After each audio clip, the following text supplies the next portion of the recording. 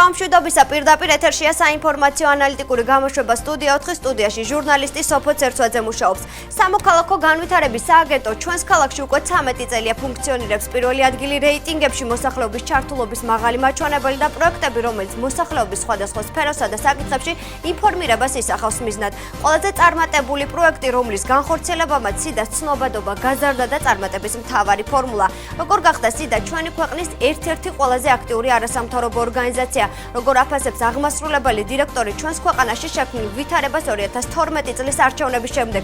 სახელმწიფო ინსტიტუტები, პარლამენტის საკანონმდებლობა და აღმასრულებელი ხელისუფლება, პრეზიდენტი და მისი ფუნქცია მოვალეობები, როგორია მისი აზრი, გაამართლა თუ არა თვითმმართველობის ახალმა კოდექსმა, როგორ აფასებს ზვია დევდარიანი ჩვენი ქვეყნის მოსახლეობის სამოქალაქო აქტიურობას, როგორია საზოგადოების ცნობიერება და რას მიიჩნევს მთავარ პრობლემად, სამოქალაქო ვალდებულება და საზოგადოებრივი აქტივობა, შეფასებები და სამომავლო გეგმები. რამდენიმე წუთში სტუდია 4-ის დღევანდელი გადაცემის სტუმარი სიდას აღმასრულებელი დირექტორი ზვია დევდარიანი.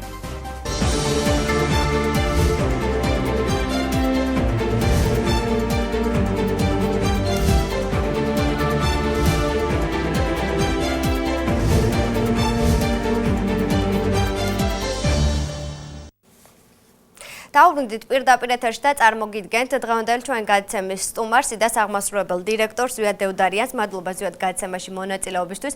სანამ საუბარს დავიწყებდეთ, მე მაყურებელს მინდა შევახსენოთ ჩვენი სტუდიის ტელეფონის ნომერი 0341 25 44 00. თქვენ შეგიძლიათ დარეკოთ და მიიღოთ გადაცემაში მონაწილეობა. სტუდიაში დარეკვა არის უფასო. ზვიად, მინდა გთხოვოთ, რომ 2014 წლის განმავლობაში განხორციელებული პროექტების შესახებ ვისაუბროთ. რა პროექტები განახორციელა გასულ წელს სიდა და როგორია აქვე სამომავლო გეგმები?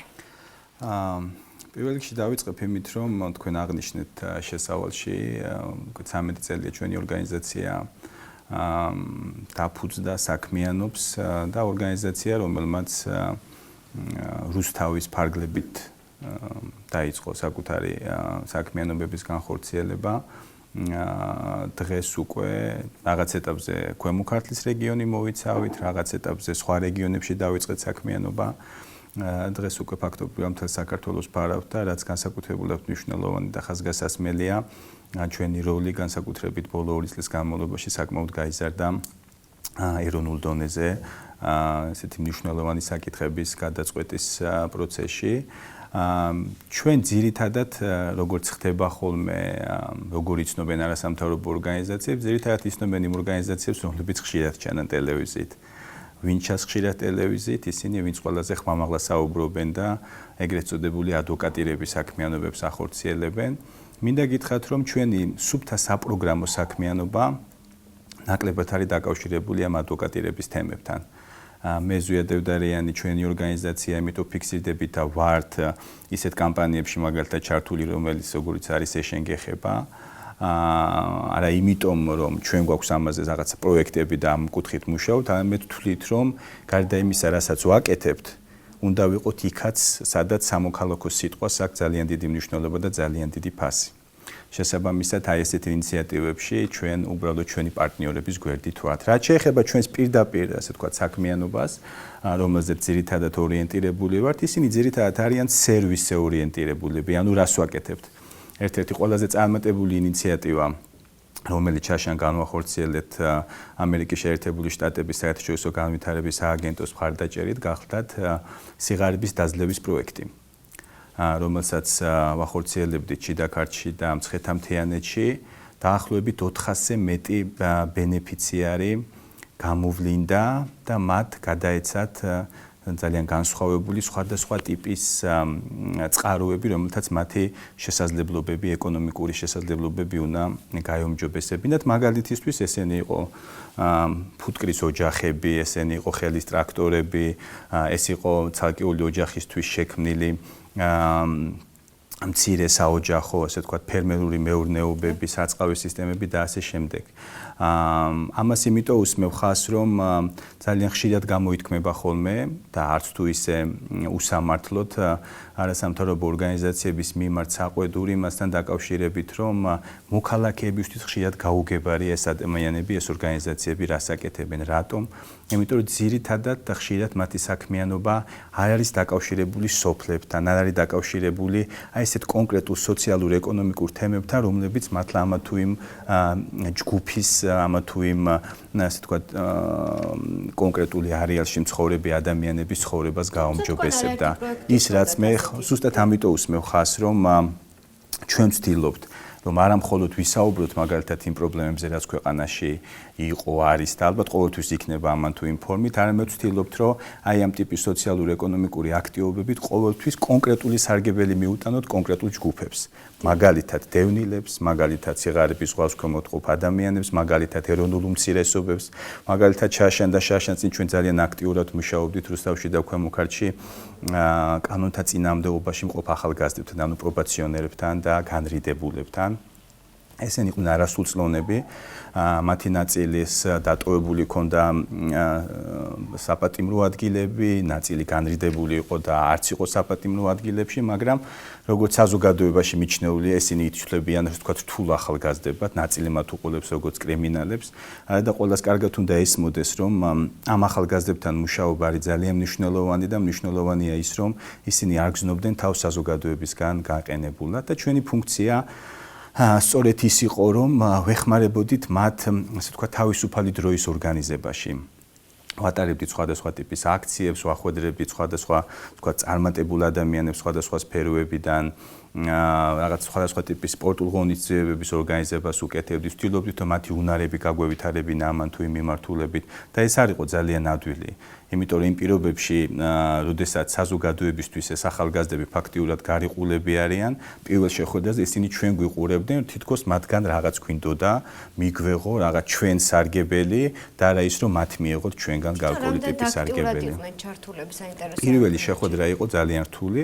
ამ ახალგაზრდებს უხსნიდით რუსთავში განსაკუთრებით, რომ აი რა სარგებელი შეეძლოთ მიეღოთ ამ პროექტებისგან და პირდაპირ ღიად საუბრობდნენ იმაზე, რომ ასე ვთქვათ, მათ თუ შესაბამისი ასე ვთქვათ უწყებები, ვთქვათ, იგივე პრობაციის სააგენტო და სხვა უწყებები, ასე ვთქვათ, არ დაავალებდნენ, ისინი არ თვლიდნენ თავს ვალდებულად, თუ ამ პროცესში ჩართულიყო, ჩვენ ვთქვათ, რომ ჩვენ ესეთი დავალება არ გვაინტერესებს და ძალიან მალე, როდესაც დაინახეს, რომ ჩვენ მათთან ერთად მაგალითად გამწვანების აქციაში ვიღებდით მონაწილეობას, რაღაცას ვასუფთავებდით ქალაქში და ნახეს, რომ ჩვენ მათ კი არ ვავალებთ ამას, ამედ მათთან ერთად გვინდა რაღაცა კარგი ვაკეთოთ, ხო?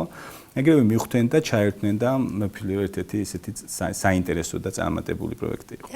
ერთ-ერთ პროექტზე მინდა გკითხოთ სამოქალაქო მონიტორინგის ელექტრონულ სისტემაზე, რომელსაც თქვენ განახორციელებთ. ამ პროექტზეც რომ ვისაუბროთ, რა სიტუაცია? ეს დავიწყოთ რუსთავში ჩვენ რამდენიმე წლის წინ, საკმაოდ ისეთი სიახლეა ჩვენი ქვეყნისთვისაც, რომლის აზრი მდგომარეობს იმაში, რომ მოქალაქეს შეუძლია ელექტრონული ფორმით კონდეს კომუნიკაცია თავის თვითმმართველობასთან. რუსთავიდან დავიწყეთ და დღეს ეს სისტემა უკვე 4 ქალაქშია, ანუ რუსთავში, გორში, ქუთაისსა და ფოთში და ეხლა გუშინ მქონდა შეხვედრა დონორებთან და საუბარი იმაზე, რომ ეს ქსელი გაფართოვდეს ამ ქალაქების. კონკრეტულ მისამართზე SEMS-G შეუძლია ამ ქალაქების ასე თქვა ცხოვრება ადამიანებს შევიდნენ და მიუთითონ საკუთარი ქუჩის მისამართით ის პრობლემა, რომელსაც თვლიან, რომ პრობლემულია მათთვის, შეიძლება იყოს კომუნალური თემა, შეიძლება იყოს რაღაც ან სახურავთან, ან ლიფტთან, ან არ ვიცი, სხვა თემებთან დაკავშირებული თემები.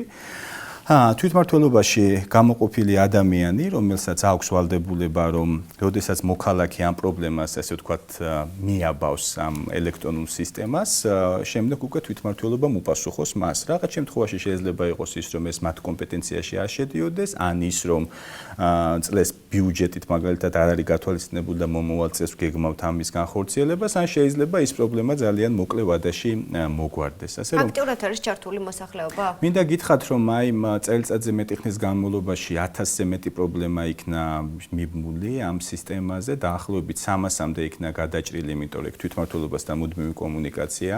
სამწუხაროდ აი იმ პერიოდმა ხელისუფლების ცვლის შემდეგ და იმის გათვალისწინებით, რომ შემდეგ უკვე თვითმმართველობის არჩევნები იყო, შემდეგ უკვე ის თქვა საკონკურსო საატესტაციო პროცესები იყო, ამან გამოიწვია ის, რომ სამწუხაროდ ვერავინ ვერ მოიცალა მეორე მხრიდან ამ საპასუხოდ, მაგრამ გვიხარია ის, რომ ჩვენ ბოლო პერიოდში გვქონდა კომუნიკაცია სხვადასხვა თვითმმართველობებთან, ისევ დაინიშნენ ის ადამიანები, პასუხისმგებელი პირებად მოქალაქეებთან, ასე ვთქვათ, საპასუხოდ და ეს სისტემა დიდი იმედი გვაქვს, რომ ისევ ამოიქოქება და კიდევ ერთხელ ვამბობ იმ ადამიანებს, რომლებსაც მაგალითად თვლიან, რომ აი არ სურთ, რომ სახლიდან გავიდნენ, მაგრამ აწუხებთ რაღაც პრობლემა. ან თქვათ ფიქრობენ, რომ ასე წერილის დაწერით თვითმმართველობაში მისვლით ისინი რაღაც დროს კარგავენ, აი ამ ფორმით მათ აქვს შესაძლებლობა, რომ პირობითად მიდიან, ხედავენ ქუჩაზე, რომ თავი აქვს მოხდილი ჭას, შეუძლიათ ამას ფოტო გადაუღონ, მიბრუნდნენ სახლში. ეს პრობლემა მიუთითონ კონკრეტულად იმ ქუჩაზე, სადაც ეს მოხდილი ჭა ნახეს, ფოტოც დაურთონ თან და უკვე ეს შეტყობინება მიდის თვითმმართველობაში და თვითმმართველობა უკვე პასუხობს მას აი ამ პრობლემის მოგვარებასთან დაკავშირებით. ეს კარგია არა მხოლოდ მოქალაქისთვის, არამედ კარგია თვითმმართველობისთვისაც, იმიტომ რომ მე ვფიქრობ, რომ აი ამ ფორმით ქვეყანაში აქტიურდება მოქალაქე და ეს მოქალაქე არის თვითმმართველობის პარტნიორი ამ შემთხვევაში, იმიტომ რომ შეიძლება რაღაცა მის თვალს გამორჩეს და უამრავი ათიათასობით მოქალაქე, რომელსაც შეუძლია რომ თვითმმართველობას მიაწოდოს ინფორმაცია ამა თუ იმ პრობლემას. ზოგადად დიდი გამოხმაურება ქონდა საზოგადოებაში პროექტ სახელწოდებით ინდივიდუალური მხარდაჭერა ქართულ ემიგრანტებს. ანუ ამ პროექტზეც რომ გითხრათ ერთი-ორი სიტყვა და მოხდა დაგეგმილი ვთქვათ მიზნის მიღწევა ამ პროექტის საშუალებით. ეს იყო საკმაოდ ინოვაციური პროექტი იმ თვალსაზრისით, რომ ჯერ ერთი ჩვენი ქვეყნისთვის ზოგადად ამ მიგრანტებთან დაკავშირებით, ზოგადად მიგრაციული პროცესების მართვასთან დაკავშირებით არც ისე დიდი გამოცდილება არა მხოლოდ არასამთავრობო, არამედ სახელმწიფო ინსტიტუტების დონეზეც არჩევნებამდე დაიწყო ეს პროცესი და ძალიან აქტიური იყო არჩევნების შემდეგ ის, რომ შეიქმნა სახელმწიფო კომისია, მიგრაციის სამთავრობო კომისია, შეიქმნა სამდივნო, ასე ვთქვათ, არსებობს დღესდღეობით სახელმწიფოში სტრატეგია და სამოქმედო გეგმა მიგრაციის საკითხებთან დაკავშირებით და უკვე შემდეგ პერიოდში რამდენიმე არასამთავრობო ორგანიზაცია გააქტიურდა ამ კუთხით. ეხლა თვითონ პრობლემას ალბათ დიდი დასაბუთება არ ჭირდება, იმიტომ რომ ყველამ კარგად ვიცით, მე მგონი არ არსებობს ოჯახი ან სამეზობლო, საიდანაც ვიღაც წასული არ იყოს ამა თუ იმ ქვეყანაში. ძალიან დიდია მიგრაცია, იყო ეს მიგრაცია დიდი და ძალიან დიდი ნაწილი ჩვენი თანამოქალაქეების არიან სხვადასხვა ქვეყნებში. სამწუხაროდ, როდესაც მეც მქონდა განსაკუთრებით ამ პროგრამის ფარგლებში შეხება საბერძნეთში და თურქეთში მყოფ მიგრანტებთან, ძალიან დიდი გულის ტკივილია იმასთან დაკავშირებით, რომ თვლიან, რომ მათ მიმართ შესაბამისი ყურადღება არ არსებობს, აქვს ძალიან ბევრი პრობლემები, რომლის გადაჭრაც მნიშვნელოვანია. ჩვენ შევეცადეთ ამ პროცესში აგვიღო ჩვენი ნიშა და ეს ნიშა იყო ის, რომ ვცდილობდით, რომ იმ ადამიანებისთვის, რომლებიც თურქეთში და საბერძნეთში იმყოფებიან და აქვთ სურვილი, რომ ასე ვთქვათ, ჩვენ ქსელს საკონსულტაციო, საინფორმაციო დახმარებისთვის მიმართონ, ჩვენ ვცდილობდით, რომ ეს ინფორმაცია და ეს კონსულტაცია მათთვის მიგვეწოდებინა. მაგალითად, მოდიოდა ეს ქსელი მთელი საქართველოს მასშტაბით, 5 რეგიონის მასშტაბით, სოფლების დონეზე არის გამართული. კონკრეტულ სოფელში მოდის დედა, რომელიც გეუბნება, რომ ჩემი შვილი იყო მაგალითად თურქეთში, ბრუნდება საქართველოში, დარღვეული აქვს რაღაც საპასპორტოდ ეს ურთიერთობა, იმიტომ რომ თქვათ არალეგალურად იმყოფებოდა. შეიძლება ფული მოქონდეს და აინტერესებდეს, რომ საზღვარზე პრობლემა ხო არ შეექმნება. აი ესეთ კონკრეტულ დეტალურ თემებზე ჩვენ ვცდილობდით, რომ მათთვის ჩვენი კანონმდებლობის და იმ ქვეყნების კანონმდებლობის გათვალისწინებით ზუსტი ინფორმაცია მიგვეწოდებინა. ჩვენ აქედან ერთ-ერთი სერიოზული პრობლემა არის ისიც, რომ ჩვენს ემიგრანტებს სამწუხაროდ ნაკლებად მიუწვდებათ ხელი იმაზე, თუ ქვეყანაში რა ხდება, მაგალითად რა პროგრამები ხორციელდება, სახელმწიფო პროგრამები. ჩვენ საინფორმაციო ტურს გავუკეთეთ ორგანიზება და რამოდენიმე უწყების წარმომადგენელი და ჩაყვანილი თურქეთის და საბერძნეთის იქ უშუალოდ შევახვედრეთ ემიგრანტებს, რომ მათთვის გადაეცათ განსაკუთრებით ინფორმაცია იმ პროგრამებზე, რაც უკავშირდება, თქვათ იგივე ეკონომიკურ საქმიანობას, ეს იაფის სესხის პროგრამა იქნება თუ ეგრეთ წოდებული საგრანტო კომპონენტი, რომელიც ახლა იქოქება მცირე და საშუალო ბიზნესის წასახალისებლად. ასე რომ რამოდენიმე 1000-ზე მეტი კონსულტაცია იქნა გაცემული, სხვათა შორის ჩვენ მუშაობდით არა მხოლოდ ემიგრანტებთან, არამედ გვინდოდა, რომ ის ადამიანები, რომლებიც საქართველოში ცხოვრობენ და გეგმავენ, რომ წავიდნენ ან თურქეთში ან საბერძნეთში, მათთვის მიგვეწოდებინა ინფორმაცია ლეგალური მიგრაციის გზების შესახებ და ასევე მიგვეწოდებინა ინფორმაცია იმაზე, რომ თუ გადაწყვეტენ, რომ არალეგალურად წავიდნენ ამ ქვეყნებში, რა რისკებს უკავშირებენ ისინი აი ამ თავის გადაწყვეტილებას. მომზადებული იყო ფილმები, ძალიან დიდი კამპანია მიდიოდა რეგიონებში მედიის საშუალებითაც, უშუალო შეხვედრებით, მოკლედ შევეცადეთ, რომ ეს ინფორმაციული ვაკუუმი როგორღაც ამოგვცო. ზოგადად სიდას ინიციატივით მოხდა 50 არასამთავრობო ორგანიზაციის გაერთიანება და ასევე შეიქმნა სამოქალაქო საზოგადოების რეგიონული ქსელი. როგორ მოხდა აი ამ საინტერესო ამ არასამთავრობო ორგანიზაციების შერჩევა და რას ელოდებით აი ამ ქსელს? ეს არის ღია კარის ფორუმი, თუ შეიძლება ასე ითქვას, ეს არ გახლავთ რაღაც ახალი ორგანიზაცია. უბრალოდ რაღაც ეტაპზე ჩვენ ჩავთვალეთ, რომ მნიშვნელოვანია, იცი როგორ ხდება ხანდახან, რომ ერთი ორგანიზაცია მუშაობს ერთ ქალაქში, ერთი მეორე სოფელში, ძალიან ხშირად საკმაოდ სუსტია კომუნიკაცია ამ ორგანიზაციებსა და მოქალაქეებს შორის და ეს ორგანიზაციები ცალკეულ შემთხვევებში უფრო მეტად დაკავშირებულია დონორებთან, ვის თანხას აძლევენ სხვადასხვა აქტივობისთვის, ვიდრე იმ მოქალაქეებთან, ვისაც უნდა მოემსახურონ. ასე რომ არის ასეთი პრობლემები? რა თქმა უნდა, ძალიან ბევრი გამოწვევაა და ჩვენ ჩავთვალეთ, რომ მნიშვნელოვანი არის საერთო ძალისხმევის გაერთიანება, იმიტომ რომ ძალიან ბევრი პრობლემა, რომელიც არის ამა თუ იმ რეგიონში, გავს ერთმანეთს. ჩვენ ვთქვით, თუ ეს პრობლემები მოვაგვაროთ ინდივიდუალურად, მაშინ შესაძლოა მეტი შანსია, რომ ეფექტურად მოგვარდეს ეს პრობლემები, მაშინ თუ ჩვენ ერთად ვიქნებით, ასე რომ ეს იყო ჩვენი შეთავაზება, ჩვენი ორგანიზაციის, რეგიონული ორგანიზაციების მიმართ, რომ გავერთიანებულიყავით, ვქონოდა საერთო დღის წესრიგი, ანუ ჩამოგვეყალიბებინა ის ძირითადი პრიორიტეტები, რასაც ვთვლით, რომ საერთოა ჩვენი რეგიონებისთვის და შემდეგ უკვე საერთო ძალისხმევა მიგვიმართა ამ პრობლემების მოსაგვარებლად. ერთ-ერთი საინტერესო ინსტრუმენტი, რასაც ვიყენებდით და დღემდე ვიყენებთ, გახლავთ ის, რომ ორგანიზებას უკეთებთ მაგალითად რეგიონულ მედია ტურებს, იმისათვის, რომ ამ ორგანიზაციებმა, არასამთავრობო ორგანიზაციებმა გამოავლინონ პრობლემები, რომელიც არის აბსოლუტურად განსხვავებული, სადღაც წყლის პრობლემა, სადღაც გზის, სადღაც რაღაც ეკონომიკური თუ სკოლის პრობლემა თუ და ასე შემდეგ.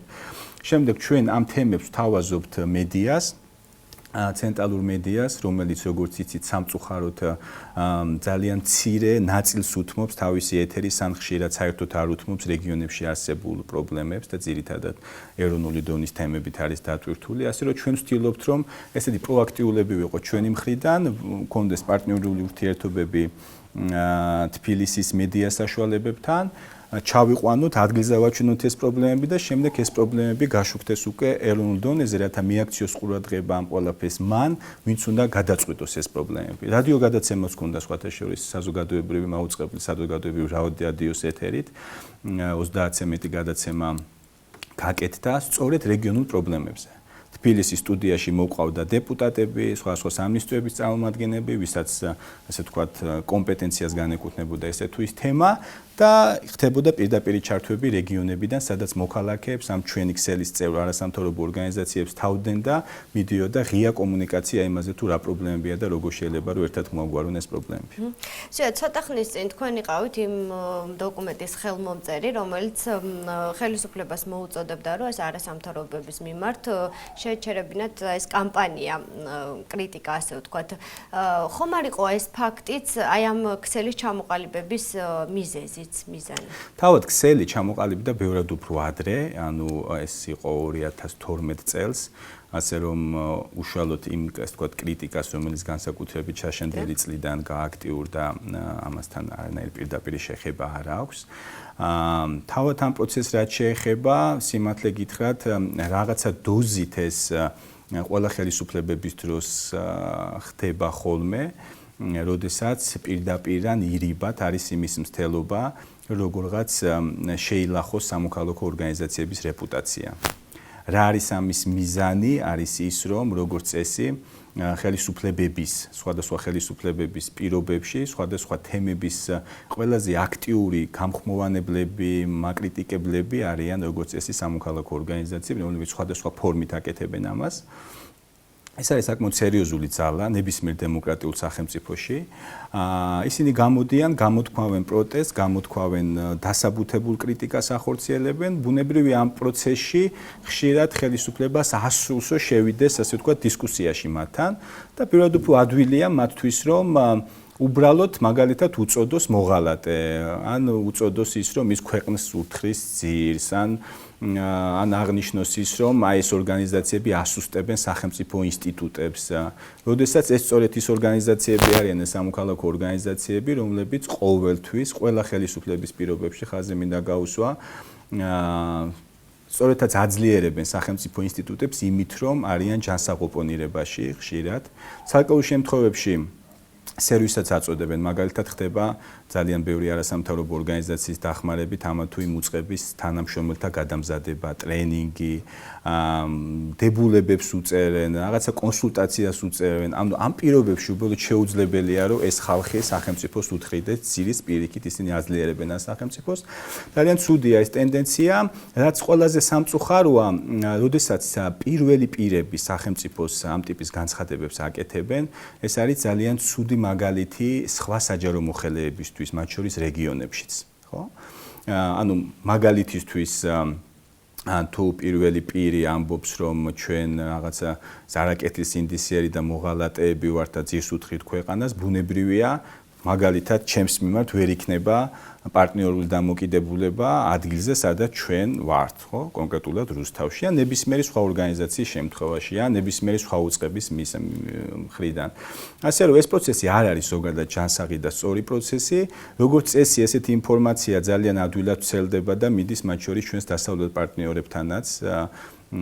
და შემდეგ ისინი რა თქმა უნდა უკმაყოფილებას გამოხატავენ, იმიტომ რომ მთელი ჩვენი სვლა და პრიორიტეტი და ეს პრიორიტეტი არის არა მხოლოდ საგარეო, არამედ ქვეყნის საშინაო პრიორიტეტია, მიმართულია იმისაკენ, რომ ქვეყანა გახდეს დიდი ევროპული ოჯახის წევრი, აქტიურად იყოს ჩართული, ასე ვთქვათ, და იყოს ევროინტეგრაციის პროცესის, ასე ვთქვათ, ერთგული მიმდევარი. ამ დროს, როდესაც ესეთი თავდასხმები ხდება სამოქალაქო ორგანიზაციებზე, რა თქმა უნდა, ეს არის ძალიან ცუდი სიგნალი და მიუთითებს იმაზე, რომ აი ეს ერთგულება, დემოკრატიის, ადამიანის უფლებების, დემოკრატიული ინსტიტუტების და ნამდვილად სამოქალაქო ორგანიზაციები არიან ასეთები, მათზე განხორციელებული თავდასხმა ვერანაირად ვერ შეფასდება როგორც პოზიტიური ქვეყნის განვითარების ჭრილში. როდესაც ყოფილმა პრემიერმა ივანიშვილმა რამდენიმე არასამთავრობო ორგანიზაცია ჩამოთვალა და აღნიშნა, რომ აუცილებლად საჭიროებენ ეს არასამთავრობო ორგანიზაციები მოკვლევას, არ მოხდა ამ ჩამონათვალში სიდა. როგორ გონიათ, რატომ თქვათ ის არ თulis, რომ სიდა არის ერთ-ერთი წარმატებული არასამთავრობო ორგანიზაცია, თუ საერთოდ არ საჭიროებს სიდა ვარნაირ მოკვლევას? ნუ ეს ცალკე შემთხვევა იყო, უნდა ითქვას ახლა, რომ წინა კვირას მოხდა კიდევ დაანონსება ყოფილი პრემიერის გადაცემის, ასე ვთქვათ, ფორმატში, რომ შემდეგ კვირას იქნებოდა კონკრეტული ფაქტები მედიის საშუალებით, თავისი გადაცემის საშუალებით წარმოჩენილი, რომელიც ეხება ამ შემთხვევაში კონკრეტულად ეკაგიგაუს და კახა კოჟორიძეს და აქ ნინო ლომჯარი არ იყო მოხსენებული. ანუ რა ლოგიკა ამ ორგანიზაციების დასახელების, ვინ სახელდება, ვინ ასახელდება, ცოტა რთულია. ფაქტია ის, რომ ხა მოვიტყუები თუ გეტყვით, რომ ან მე გამიხარდებოდა ის, რომ დავსახელებულიყავით, ან ეკას, ან ნინოს, ან კახას გაუხარდათ, რომ ისინი ამ ესე დაასახელეს. აქ ჩვენი პოზიცია ძალიან სწრაფად ჩამოვაყალიბეთ და განცხადების სახითაც გავავრცელეთ. ჩავთვალეთ უბრალოდ, რომ ეს არ არის სწორი ნაბიჯი, განსაკუთრებით, როდესაც პიროვნულად ხდება ამ ადამიანებზე აი ამ ტიპის თავდასხმა. რაღაცნაირად ესეთი თითისქნევის ფორმატში ხდება მითითება, რომ ჩვენ ამ ადამიანებზე აუცილებლად დავდებთ სიმართლე და საზოგადოება გაიგებს ამ სიმართლეს და არადა რა მოყვა ამ ყველაფერს, რომ შემდეგ ერთ-ერთი ასე ვთქვათ ხელისუფლებასთან დაახლოებული პირის შემდეგ დაიწყო საუბარი იმაზე მედიის საშუალებით, რომ თურმე ისინი რაღაც კორუფციულ გარიგებებში არიან ჩართულები და როდესაც ამდენიმე გადაცემა მიეძღვნა ამ ყველაფერს, თავად იმ ადამიანმა აღნიშნა, თურმე ეს ხალხი კი არ არიან ჩართულები, თურმე რაღაც კორუფციული სქემა არსებობდა და რაღაცნაირად ესენი არიან ამ ყველაფერთან დაკავშირებული. მოკლედ, უბრალოდ გაცამტვრდა ეს არგუმენტი, რომელიც მაშინ იყო წარმოჩენილი ამ ადამიანებს. სხვანაირად შეუძლებელია, იმიტომ რომ ის ორგანიზაციები, რომლებსაც ხელმძღვანელობდნენ, ხა კახა აღარ არის, რა თქმა უნდა, სამოქალაქო სექტორში პრეზიდენტის მრჩეველია, მაგრამ ეკა და ნინო, ეს არის ერთ-ერთი ყველაზე გამჭვირვალე ორგანიზაციები, ნებისმიერ მოქალაქეს შეუძლია შევიდეს ამ ორგანიზაციების ვებგვერდებზე და იქვე ნახოს რა პროექტებს ვისი დაფინანსებით, რა ბიუჯეტებით ახორციელებს ეს ხალხი. ეს ინფორმაცია არ არის დაფარული. ის რაც ხდება, ეს არის როგორ გითხრათ, ეს არ არის ახალი, ეს არის აპრობირებული ტაქტიკა, რომ უბრალოდ ამბობ, რომ ეს ადამიანი არის კორუმპირებული, რომ ეს ადამიანი არის მოღალატე, რომ ეს ადამიანი არის ძირგამომთხელი. იმის იქით უკვე ამას ასაბუთებ თუ არ ასაბუთებ, აღარ არის ეს მნიშვნელოვანი ესეა მიჩნეული, მთავარია მედიაში ეს ინფორმაცია გაჟღერდეს და ამით ზიანი მიადგეს არა ამ ადამიანებს კონკრეტულად, არამედ იმ საქმეს, რომელსაც ისინი აკეთებენ. იმიტომ რა გამოდის, იცით, ესეთ ოპონირების დროს რას ესმევა ხაზი, რომ ის კი არა რომ ჩვენ ცუდები, ესე ვთქვათ, კარგები ვართ, ესენი ცუდები არიან. არა, ყველა ცუდები ვართ, ამაზე კეთება აქცენტის გაკეთება, მათ შორის ისინიც და ისინიც თუ ცუდები არიან, მაშინ ისინი რასაც ამბობენ, კარგი ვერ იქნება.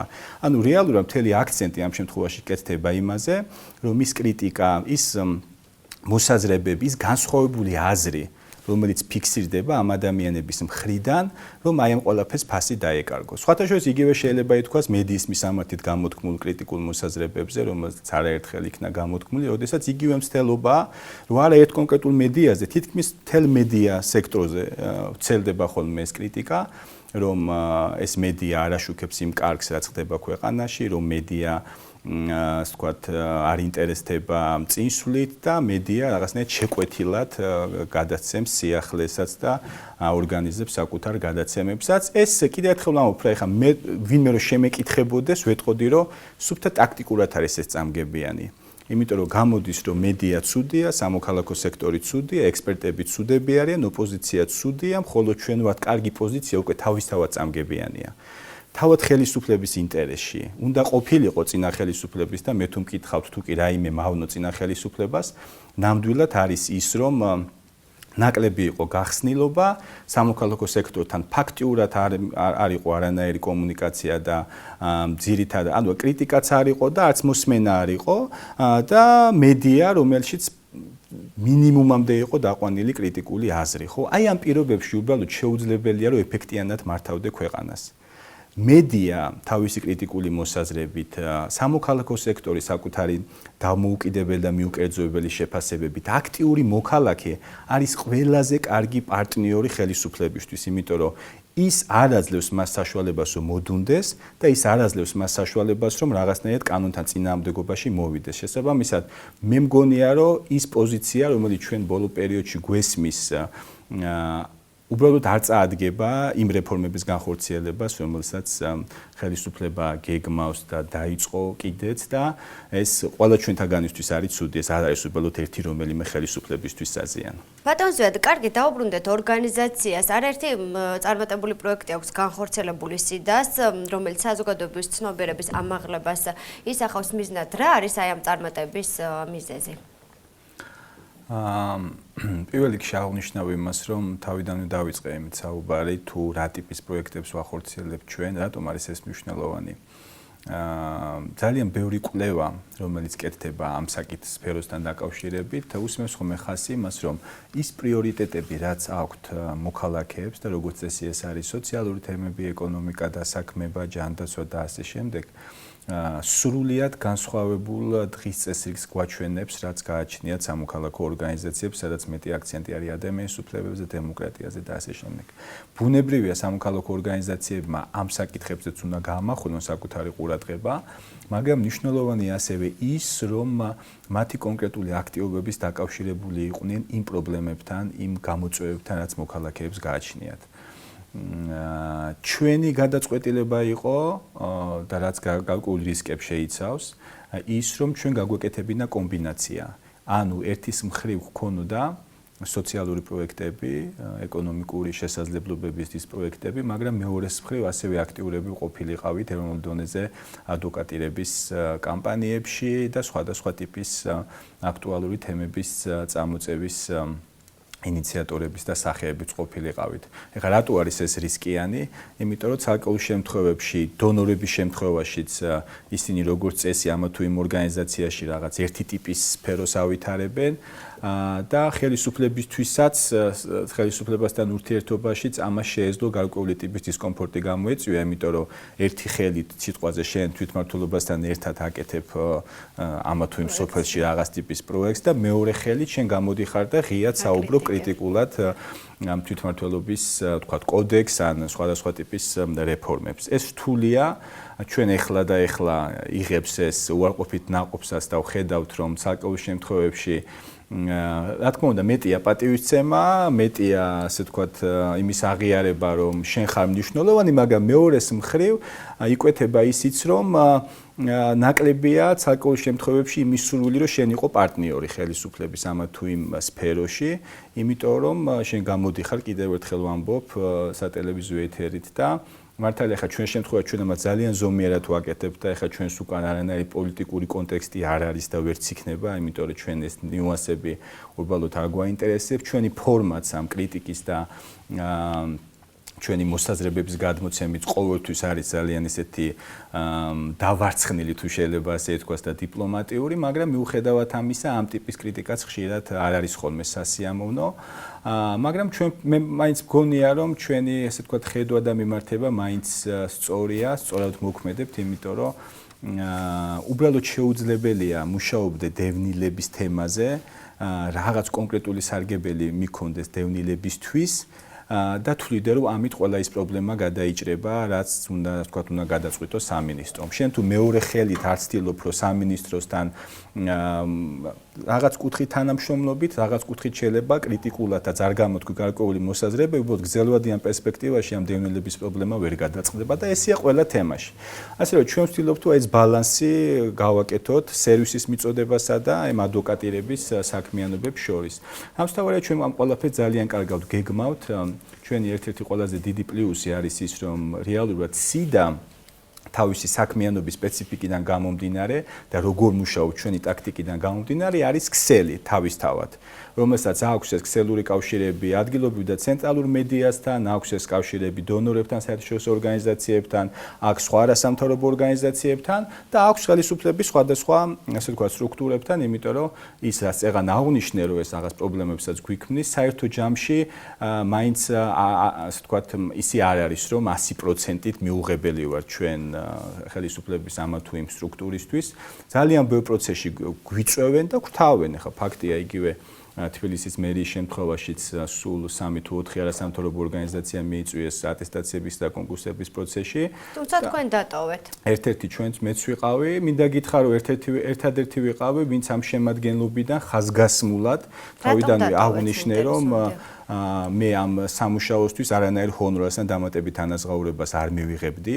ეს უნდა ყოფილიყო ჩემი სამოქალაქო აქტივობა და თითქმის ერთი თვის განმავლობაში დილიდან დაღამებამდე ვიყავი ერთ-ერთი ქვეკომისიის, ასე ვთქვათ, შემადგენლობაში. მინდა გითხრათ რომ აქვე კითხავ, რამდენად ობიექტურად ჩატარდა ზუსტად? ესე იგი, ერთის მხრივ მე მინდა ვთქვა ის, რომ ხა ეს აქტუალურია მთელი საქართველოს, იმიტომ რომ ყველა რეგიონში მიდიოდა ეს თვითმმართველობებში ეს პროცესი, ძალიან ბევრს აღელვებს და აწუხებს ეს თემები.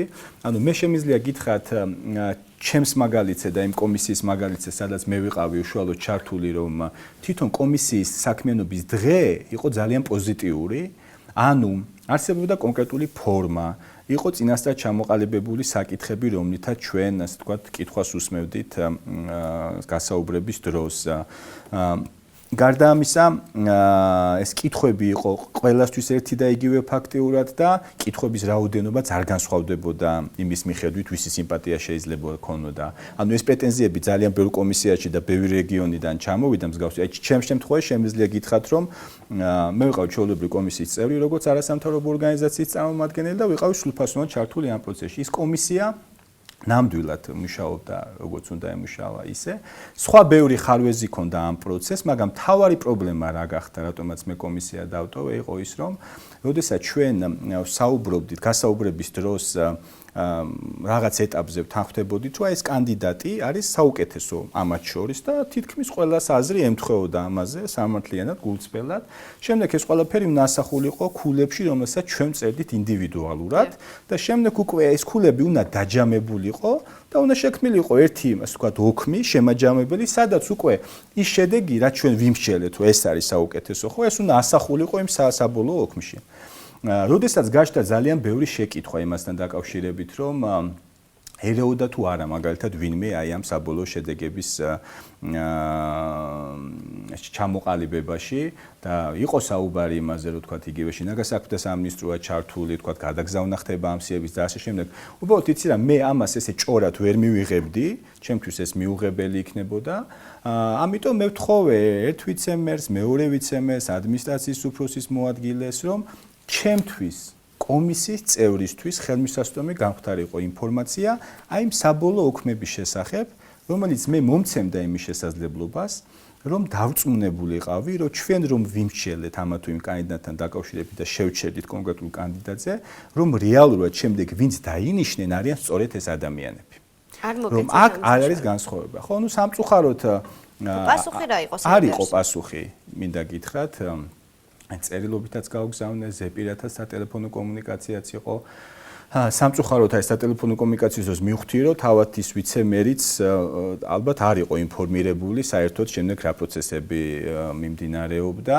მითხრა რომ არ ვიციო საერთოდ ეს ხელმისაწვდომი უნდა იყოს თუ არა, და რეალურად საუბრობთ ოქროზე, ხო? აი იმ ოქროზე, რომელსაც ჩვენ როგორც კომისია ვქმნიდით და ბუნებრივი ხა ამ პირობებში უკვე ძალიან ესეთი მე ვფიქრობ არასწორი იქნებოდა ჩემი მხრიდან უკვე ამეღო ის პასუხისმგებლობა, რომლის აღებაც ჯერ ისედაც ჩვენ ეს გადაწყვეტილება მივიღეთ ორგანიზაციულად და მე ჩართულიყავი ამ პროცესში, უკვე ვიცოდით, რომ ეს გარკვეულ რისკებთან იქნებოდა დაკავშირებული, იმიტომ რომ წარმოიდგინეთ ახლა, რომ გამოდის ერთ კონკრეტულ ვაკანსიაზე დაახლოებით, რა ვიცი, 100 ადამიანი, ხო? იქიდან ერთი ინიშნება, 99 არ ინიშნება. ანუ იქ უკვე 99 უკმაყოფილოა. როდესაც მე ვარ იმ კომისიაში, ბუნებრივია მე ვინაწილებ იმ აგრესიას, რომელიც კომისიის მიმართ მოდის, მაგრამ მე კიდე ერთხელ ვამბობ, გადავწყვიტე, რომ მე უნდა ვყოფილიყავ, მე შემომთავაზეს, მითხეს რომ მოახდინე გავლენა, ხო, რას ნიშნავს ეს შემოთავაზება? მოდი, დააკვირდი, მიიღე მონაწილეობა და მოახდინე გავლენა პროცესზე. მე ამაზე უარის თქმა უბრალოდ არ შემეძლო ესე ჩავთვალე. სხვა შორის ზუსტად იმიტომაც რომ ამ კომისიაში მე თანხმობა განვაცხადე პირველივე სხდომაზე იქ დაისვა საკითხი რამოდენიმე არასამთავრობო ორგანიზაციამ ჩვენმა პარტნიორებმა მათ შორის საიამ გამჭვირვალობამ და სამართლიანმა არჩევნებამ მოითხოვეს დაკვირვების სტატუსი აი ამ ასე ვთქვათ გასაუბრების და წერის დროს და მინდა გითხრათ რომ კომისიის განწყობა ვთქვათ თვითმმართველობის წარმომადგენლების იყო ისეთი რომ ეს არ იყო საჭირო და ისინი არ უნდა დაეშვათ აი ამ კომისიაზე დამკვირვებლებად არ თვლიდნენ რომ ამის რაიმე აუცილებლობა არის თან თვლიდნენ რომ თქვათ რაღაც ნეგატიურ კონტექსტში ხდებოდა ამ ორგანიზაციების თქვათ მოხსენიება რომ თქვათ ისინი რაღაცა პროცესებს არასწორი მიმართულებით წაიყვანდნენ და რაღაცები მოხდებოდა მე იქვე განვაცხადე რომ თუ ესეთი დამოკიდებულება იმ ორგანიზაციების მიმართ მაშინ რატომ ვარ მე აქ რატომ მომიწვიეთ მე ხო იმიტომ რომ მაშინ ჩემს მიათაც იგივე განწყობა უნდა გქონდეთ ხო შემდეგ აი ამ პოზიციამ გარკვეული გავლენა მოახდინა პროცესში და ეს ორგანიზაციები დაუშვეს დაკვირვების სტატუსით, მაგრამ კიდევ ერთხელ ვამბობ, რომ ეს დაკვირვება იძლეოდა მხოლოდ ზედაპირული განწყობების შექმნის შესაძლებლობას, იქ იყო ძალიან ბევრი ტექნიკური, შინაარსობრივი და ასე ვთქვათ პოლიტიკური პროცესიც, რომელიც სამწუხაროდ აღმოჩნდა, რომ ესეთია სამწუხაროდ თვითმმართველობები ხშირად არ აღმოჩნდნენ მზად იმისათვის და ჩვენ საუბრობთ არჩეულ თვითმმართველობის ხელმძღვანელებს და ხალხის მიერ არჩეულ ხელმძღვანელებს აღმოჩნდათ რომ მათ ხშირად ბერკეტები არ აქვთ იმისათვის რომ კონკურსები ჩატარებული იყო ღიად, სამართლიანად, კანონის დაცვით და საუკეთესოები არჩეულიყვნენ. ოღონდ ხას უსმევ ახლა. მაგალ ქულებს უწერდით, თუ მიადევნეთ თვალის შემდეგ ეს ადამიანები დაინიშნენ თქვა სხვადასხვა თანამდებობაზე. როგორ უნდა გამეგო ეს უნდა გამეგო იმით რომ ნახავდი ოქმს, სადაც წერია რომ ვიზეც ვიმსჯელეთ და ქულები დაუწერეთ მაღალი. ინფორმაცია მაინც არ მოგივიდათ თქვათ. ანუ ზუსტად ეგ არის პრობლემა რომ კიდევ ერთხელ ვამბობ, ჩვენ შეიძლება გვემსჯელა ესე და ყველას მე სხვა ქულა დაეწერეთ. მაგალითად მე დამეწერა ხუთები, ვიღაცას დაეწერა ორები, შეიძლება ეს მომხდარიყო. ან შეიძლებოდა ტექნიკურად მომხდარიყო ის, რომ ვინმეზე რომ შევთანხმდით, ყველამ ხუთი დაუწერეთ, მაგრამ შემდეგ მოხდა რაღაც პროცესები, გადახედა ვიღაცამ ამ სიას და ჩათვალა რომ ესესი არ უნდა მოხდეს და ის გადაიწერა და ამიტომ საბოლოო ოქმები არ არსებობდა. ოღონდ ხაზი მინდა გაუსვა რომ ეს არ ეხება ყველას. იქ აუცილებლად იქნება შემთხვევები და რეგიონებშიც და თბილისშიც, როდესაც გარკვეულ ვაკანსიაზე აირჩიეს საუკეთესო მართლა ვინც იყო, მაგრამ აქ საუბარია იმაზე, რომ სამწუხარო ტენდენცია მაინც ისეთი იყო, რომ საბოლოო ჯამში რომ შეფასეს მთლიანად ეს პროცესი როგორც სრულიად კანონზე, ასე თქვა, დაფუძნებული სამართლიანი პროცესი, სამწუხაროდ ძალიან რთულია, ძალიან ბევრი ადამიანი ასაჩივრებს ამ შედეგებს, ძალიან ძნელი იქნება მოგება მათთვის, იმიტომ რომ სამწუხაროდ არანაირი, როგორ გითხრათ, იმ პირობებში, როდესაც არ არის ჩანაწერი, მაგალითად ვიდეო, ხო, და რეალურად არის მხოლოდ ის ქაღალდი, სადაც წერია ამ თუ იმ ფორმით დასკვნა, თავისთავად ძალიან ძნელი იქნება, რომ ადამიანმა ამტკიცოს, რომ მის მიმართ უსამართლოდ იქნა გამოყენებული ეს გადაწყვეტილებები. ერთ-ერთი რაც ჩემთვის მიუთითებს ძალიან ესეთ სასიამოვნო პროცესი არის ის, რომ არა მხოლოდ თბილისში, რეგიონებში ჩანს, რომ ძალიან ბევრგან ეხლა წარმოუდგენელია, რომ ამ თუ აკაციაზე ორი თუ არა ერთი კარგი მაინც არ ყოფილიყო ვინმე. ის რომ ბევრგან გაუქმდა ეს შედეგები და რეალურად მიუხედავად იმისა, რომ იყო ვიღაც ვისი დანიშვნა შეიძლებოდა, მაინც ჩაშლილად გამოცხადა, ზოგან ამ ადგილებზე დროებით მოვალეობის შემსრულებები დაენიშნეს, ზოგან ახლიდან გამოცხადა ეს კონკურსი, ეს გარკვეულ კითხვის ნიშნებს, რა თქმა უნდა, აჩენს.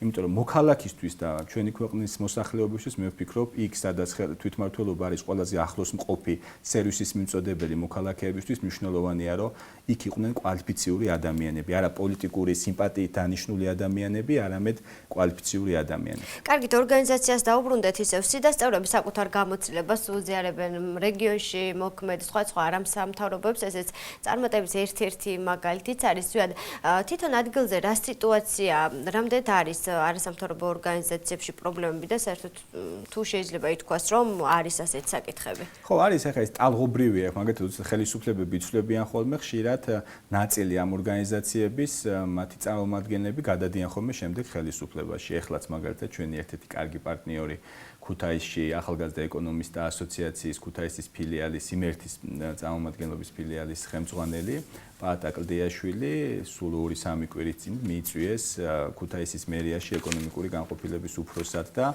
ის დათანხმდა ამას. ეხლა პირდაპირ მინდა გითხრა, როდესაც ესეთი კადრები მიდიან რეგიონებიდან, ის სექტორს ასუსტებს, იმიტომ რომ ის იმიტომ წაიყვანეს, რომ კვალიფიციური, თავისი ექსპერტიზით იყო და მას ყველამ წარმატება უსურვეთ, იმიტომ რომ ხა ჩვენთვის რაღაც ეგოისტური მიდგომა კი არის, რომ თუ კარგია მაინც და მაინც სექტორში უნდა იყოს იქ, სადაც ქვეყანას გამოადგება, ასე რომ ეს სწორი ნაბიჯი იყო, მაგრამ ერთი არის ეს კადრების გადინება, რაც ასუსტებს სექტორს, არის ის, რომ ცოტა ფიქრობ შესუსტა ახალგაზრდების შემოდინება სექტორში და თითქოს ნაკლები ინტერესია სამოქალაქო აქტივობის მიმართ, როგორც ეს როგორ ფიქრობ?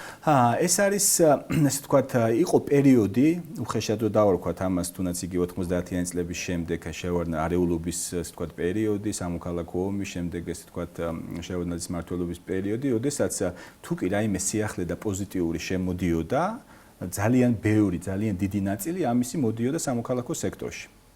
ტექნოლოგიურადაც დაწყებული პირველი კომპიუტერებით და პირველი დაფებით და რაღაც დარბაზებით მოწყობილი, სადაც ტექნიკის ჩატარება შეიძლებოდა ცოდნითაც.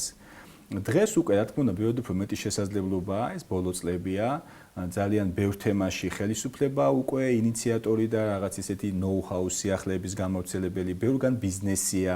ასე რომ ახალგაზრდების ინტერესი არის იქ, სადაც თუ ხელფასი არა ეს სიახლეები და ასე ვთქვათ ეს ყველაფერი ტექნოლოგიური თემები არის უფრო ხელმისაწვდომი და გარდა ამისა ცოტა დაიკლო მოხალისეობრივმა ინტერესმაც, რომ რაღაცა აკეთო და ამ რაღაცაში არ არის აუცილებელი რომ ხელფასი იღებდე. ეხლა წერან ვახსენე რომ მეც კი როდესაც კომისიაში შევდიოდი, დამიბარეს და მითხრეს რომ გვითხარი თქვენი განაკვეთი თბილისის ასე ვთქვათ საკონკურსო კომისიაში და ჩვენ აგინაზღაურებთ იმ დროს, რომელსაც თქვენ დახარჯავთ ამისთვის. ანუ მეც კი ვთქვი, რომ მე მუშაობ, მაგ ხელფასი, მე მზად ვარო დრო გამოვყო იმისათვის, რომ ეს სამოქალაქო აქტივობაა ჩემი მხრიდან და ეს ჩემთვისაც მნიშვნელოვანია. სამწუხაროდ ეს დამოკიდებულებები ნაკლებია და უფრო ახალგაზრდები ამბიციურად მოელიან იმას, რომ პირდაპირ დაიწყებენ სამსახურს, მათ ექნებათ ხელფასი და ასე შემდეგ. რაც ცუდი კი არ არის, მაგრამ თუ დამიჯერებენ, შეიძლება ახალგაზრდებიც ადევნებენ თვალს ამ გადაცემას, მნიშვნელოვანია, რომ ეს გამოცდილება დაგროვდეს, რომელიც ზუსტადაც იქნება იმის საფუძველი, რომ დაიწყოთ მუშაობა კარგ ადგილას და გქონდეთ კარგი ანაზღაურება და ამისთვის სამოქალაქო სექტორი, მოხალისეობრივი საქმიანობა არის ძალიან კარგი დასაწყისი. კარგი, ზოგადად კამპანიაზე ვისაუბროთ, შენ გეხება, აქტიურად ხართ ამ კამპანიაში ჩართული. როგორ გონია თქვენი არასამთავრობო სექტორის აქტიურობა რამდენად იქნება შედეგიანი? პირველ რიგში ვიტყვი იმას, რომ ხშირად ოდესაც კამპანია შენგეხებაზე საუბრობენ, რაღაც წარმოჩენილია თითქოს რომ ეს არის რაღაც ხელისუფლების რაღაც საწინააღმდეგო კამპანია. მე ხაზი მინდა გავუსვა, რომ ეს კამპანია დაიწყო წინა ხელისუფლების დროს, ბოლო პერიოდში, როდესაც მიღებული იქნა გადაწყვეტილება, რომ მნიშვნელოვანი იყო ძალთა კონსოლიდაცია.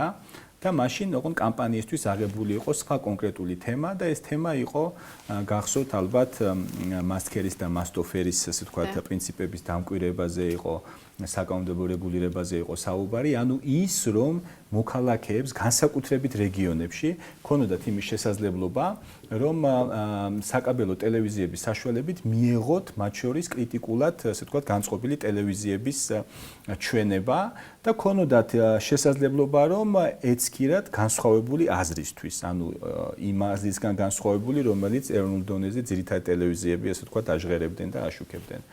და ძალიან დიდი ბრძოლა გახდა ამისთვის საჭირო გახსოვთ და აი ამ ძალთა კონსოლიდაციამ კამპანიამ მაშინ მიიყვანა ეს პროცესი შედეგებამდე და გახსოვთ რომ არჩევნების წინ ფაქტობრივად ყველა საკაბელო ტელევიზიას დაავალდებულეს რომ გაეშვათ ეს ასე ვთქვათ კრიტიკულად განწყობილი, განსხვავებულად განწყობილი ასე ვთქვათ მედია ინფორმაცია და ეს იყო მნიშვნელოვანი იმდენად ამდენადაც არჩევნები მოდიოდა და ადამიანებს უნდა მიეღოთ ინფორმირებული გადაწყვეტილება და არა მხოლოდ ერთი მხარის ინფორმაციაზე დაფუძნებული გადაწყვეტილება და ეს იყო ძალიან კარგი და რაღაც ეტაპზე როგორც ნახეთ გახდა იმის აუცილებლობა და ამიტომაც ვამბობ რომ ეს არის არა რომელიღაც ხელისუფლების არამედ კონკრეტულ საკითხებზე ორიენტირებული კამპანია რომ მოსმენების საკითხთან დაკავშირებით დაწყებული იყო მსგავსი მოძრაობა ეს იყო მნიშვნელოვანი თემა ვინაიდან როგორც ჩვენ დავინახეთ ესე იგი ერთი მხრივ ხედავდით იმას რომ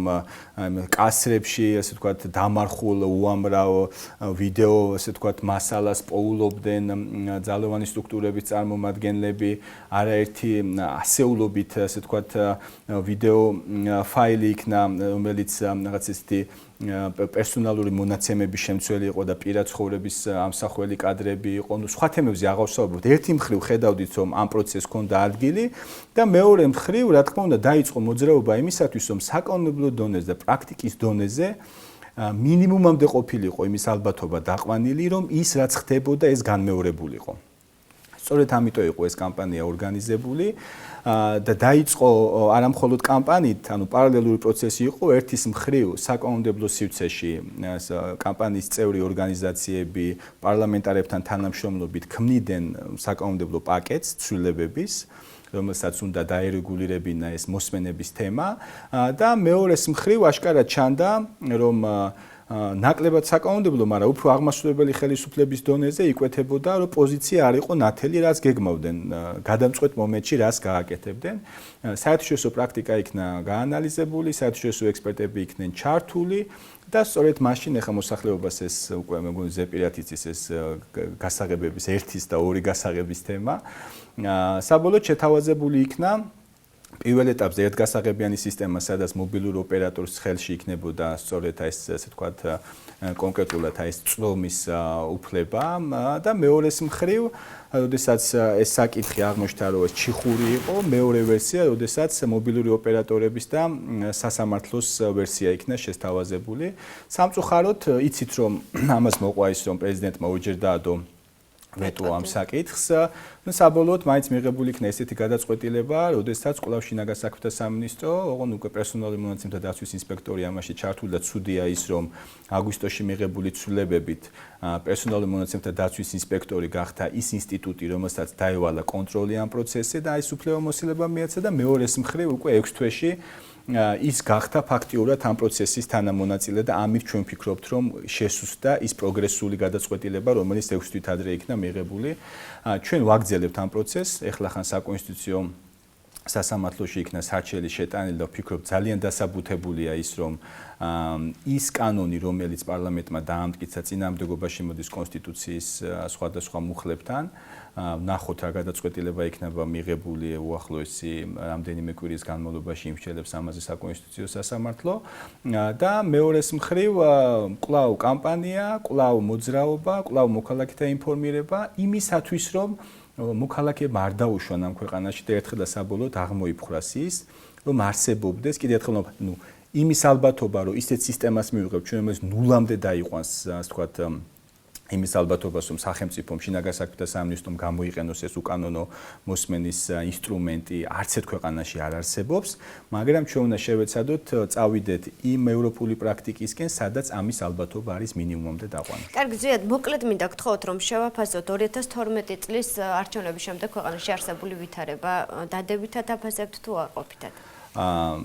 ჩემი პოზიცია რა იყო თქვათ დადებითი, რა იყო თქვათ უარყოფითი? ჩემი პოზიცია ესეთია, რომ მნიშვნელოვანია ხელისუფლებები პერიოდულად იცვლებოდნენ.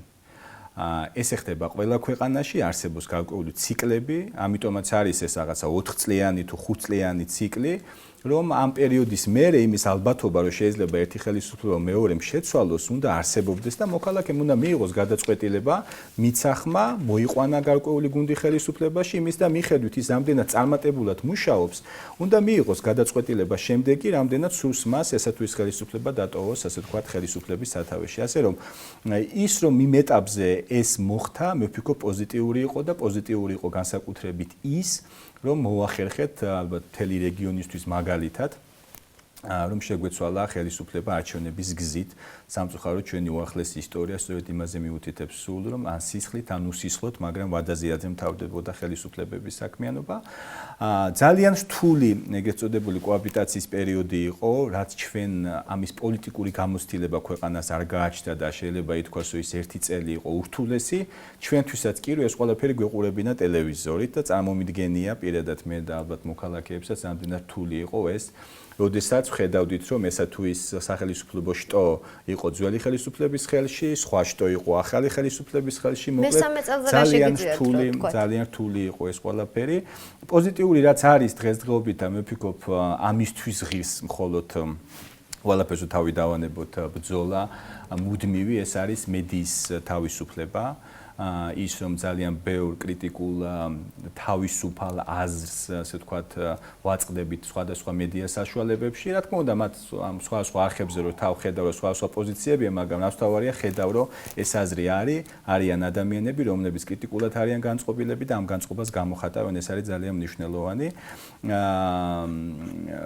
ფაქტია, რომ ცალკეულ შემთხვევებში უფრო მაღალია გამჭვირვალობის ხარისხი, ესეც პოზიტიურია. ცალკეული უწყებებიდან ფაქტობრივად შეუძლებელი იყო საჯარო ინფორმაციის მიღება. რა თქმა უნდა, ეს პრობლემა კვლავ არის ქვეყანაში, მაგრამ ფაქტია, რომ ძალიან ბევრი უწყებიდან შესაძლებელი გახდა ამ ინფორმაციის ამოღება და ეხლა ის, რასაც ნეგატიურებში ვიტყვი, თქვა, თუნდაც იგივე ამ პრემიებთან და დანამატებთან დაკავშირებით, მანამდე ჩვენ ეს ინფორმაცია არ გქონდა, არ ვიცოდით, ვინ რას იღებდა რეალურად და ეხლა ვგებულობთ რა და როგორ ხდებოდა. ასე რომ ის რომ დღეს შეგიძლია წერილი მიწერო და ეს ინფორმაცია მიიღო, რა თქმა უნდა, აი ამ წუთში ესეც არის ძალიან მნიშვნელოვანი, თუმცა ეს ყველაფერი არის, როგორ გითხრათ, პროცესი. ფაქტია, რომ ეხლა რაღაც პრობლემები არის ეკონომიკაში, რაღაცა ძალიან კარგია, რომ დაანონსდა მართლმსაჯულების სისტემის რეფორმა, თქვათ, იგივე შინაგან საქმეთა სამინისტროს პროკურატურის და ფაქტია, რომ აქ ძალიან სერიოზული ცვლილებებია განსახორციელებელი იმისათვის, რომ არ მივიღოთ კვლავ პოლიტიკურად მართული ძალოვანი სტრუქტურები, რომლის პირობებშიც უბრალოდ ქვეყნის განვითარება შეუძლებელი და რაც თავარია ხაზს გაუსვენ ბოლოში, ეს არის ასოცირების ხელშეკრულებაზე ხელის მოწერა, რა თქმა უნდა, ძალიან დიდი პროცესი, რომელიც წლები აგრძელდება. ეს არის ძალიან მნიშვნელოვანი პოლიტიკური აქტი, რომელიც კიდევ ერთხელ ვამბობ და მე ამას ხაზზე მინდა გავუსვა. არის არა იმისთვის, რომ ჩვენ ევროპა მიგვიღოს და კარი გაგვიღოს, არამედ არის ჩვენი ქვეყნისთვის მნიშვნელოვანი. ყველა ის აქტივობა, ყველა ის საქმიანობა, ყველა ის ვალდებულება, რომელიც ჩვენ აღებული გვაქვს ამ ასოცირების ხელშეკრულების სამოქმედო გეგმით, მათი შესრულება კიდევ ერთხელ ხაზი მინდა გავუსვა. მნიშვნელოვანია არა მხოლოდ იმისთვის, რომ ვიღაცამ გვაღიაროს, არამედ იმისთვის, რომ ჩვენ ქვეყანა ჩამოყალიბდეთ, ვიქცეთ და განვითარდეთ. იმის შემდეგ ეხლა ძალიან უცბლად გეტყვით, ამ ასოცირების ხელშეკრულებაში ჩადებული ვალდებულებები, რომ ჩვენმა ქვეყანამ შეასრულოს, თუნდაც ნუ იქნება მერე ევროკავშირი საქართველოს გასაწევრიანებად. ეს უკვე იქნება იმის მიმანიშნებელი ამ ვალდებულებების შესრულება, რომ ჩვენ როგორც ქვეყანა ვართ შემდგარი და ჩვენ გვაქვს მომავალი. სახელმწიფო ინსტიტუტი, რომელიც სიძლიერს ქვეყნის სიძლიერესთან ასოცირდება, დღეს რა სიტუაცია ამ კუთხით? პრეზიდენტი, პარლამენტი, მთავრობა? რა მდგომარეობაა შეგიძლიათ გითხრათ? თუ მოკლედ ვიტყვით, ფაქტია, რომ პარლამენტში ბევრად უფრო მეტი კრიტიკული აზრი გვესმის, არის ოპოზიცია, საკმაოდ ძლიერად წარმოდგენილი, თავის მხრივ კოალიციაც, რომელსაც ასე ვთქვათ, აქვს ხმების, ასე ვთქვათ, დიდი რაოდენობა, იქაც ცალკეულ საკითხებთან დაკავშირებით არსებობს ასთა სხვადასხვაობა, ან უნდა ითქვას, რომ პარლამენტში ეს ასე ვთქვათ, საპარლამენტო დისკუსია არის და ეს არის ძალიან კარგი და მნიშვნელოვანი. ის რაც ასე ვთქვათ, უარყოფითია, ფაქტია, რომ ის ურთიერთობები, რომლებიც ძალიან ხშირად არის დისკუსიის საგანი მედიით, მთავრობის და პრეზიდენტის ურთიერთობა, იგივე პარლამენტიდან მართველი კოალიციის და პრეზიდენტის ასე ვთქვათ ურთიერთობა, რა თქმა უნდა, უკეთესი სურვილის ტოვებს, ვინაიდან ცალკეულ შემთხვევებში ეს უფრო რაღაც ესეთი პიროვნული დაპირისპირების რეჟიმში გადადის, არადა ხაზი მინდა გაუსვა იმას, რომ ამ შემთხვევაში თუ ჩვენ როგორც წესი ცალკეულ საკითხებთან დაკავშირებით ვამბობთ, რომ ესი არ შეიძლება ექცეოდენ პრეზიდენტს, არასამთავრობო ორგანიზაციები, როდესაც ამას ხაზს უსმევთ, ამაში გულისხმობთ არა იმას, რომ გულისხმობთ აქ ვიღაცის სახელს და გვარს პრეზიდენტის, არამედ ჩვენ ვსაუბრობთ სახელმწიფო ინსტიტუტთან დაკავშირებით. შეიძლება დღეს პრეზიდენტის კომპეტენცია უფლებამოსილება არის ბევრად უფრო ასე ვთქვათ ნაკლები და შემცირებული ვიდრე იყო პრეზიდენტ სააკაშვილის დროს, მაგრამ ეს არ ნიშნავს, რომ ამ ინსტიტუტის მიმართ არ უნდა არსებობდეს ქვეყანაში პატივისცემა. ამას უნდა ამკვიდრებდნენ ხელისუფლების წარმომადგენლები, ამას უნდა ამკვიდრებდეს მართველი გუნდი. ყოველთვის ხაზს უნდა უსმევდეს იმას, რომ მათთვის ეს არის ძვირფასი. ეს ხალხი დღეს არიან ხელისუფლებაში. ხვალ შეიძლება რაღაც წლების შემდეგ იყოს. ალბათ აღარ იქნებიან სხვა მოვა, მაგრამ მათ მემკვიდრეობად არ უნდა დატოვონ ის, რომ მოქალაქეებს სახელმწიფო ინსტიტუტების მიმართ კონდეს ნაკლები ნდობა და ნაკლები პატივისცემა. იმიტომ ეს აუცილებლად აისახება შემდეგ იმ რეფორმებისადმი ნდობაში და ნდობის დაბალ ხარისხში, რომელსაც ესა თუ ის სახელმწიფო ინსტიტუტი განახორციელებს. კარგი, ძალიან დიდი მადლობა მინდა ზედ გადაგიხადოთ გადაცემაში მონაწილეობისთვის. ჩვენ გადაცემა დასრულებულია. დიდი მადლობა ყურადღებისთვის. მომავალ შეხვედრამდე გემშვიდობებით, ნახვამდის.